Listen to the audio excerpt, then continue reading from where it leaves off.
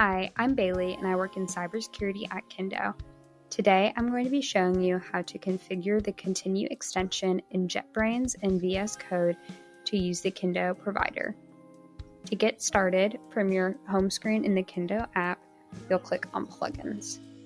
This will show you the step-by-step instructions to setting up Kindo as a provider in Continue. The first step is to download the Continue extension in your preferred IDE. So I'm going to go to VScode and search for Continue in my extensions marketplace, and then click on the extension. Once it's installed, click on the settings icon to manage, and then extension settings. Scroll down until you see the option to disable the telemetry for Continue, which will prevent Continue from sending any of your data.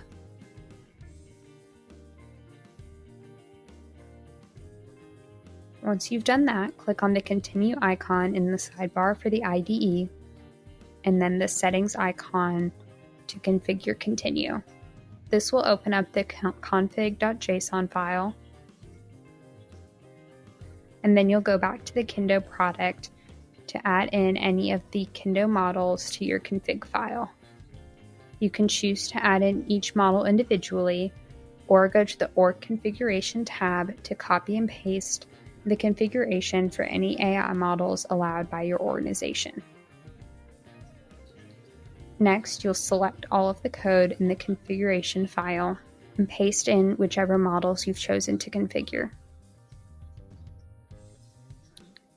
As you can see, the API key for each model has been left blank with Kindo API key as a placeholder. So you'll go back to your Kindo product page and click on Settings, and then API, where you'll have the ability to create a new API key. Type in a name and then click Create. You'll have the chance to copy and save your API key, and make sure you write this down because you will not be able to find it again. From the API screen key, you can also enable or disable your API keys at any time or permanently delete them.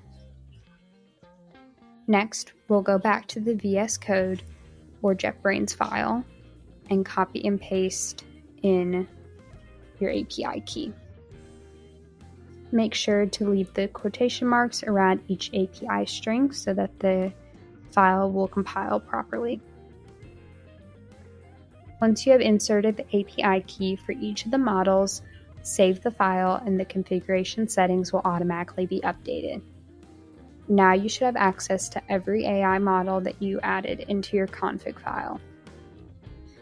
I hope this helped you get set up in the Kindo provision, and thank you for watching.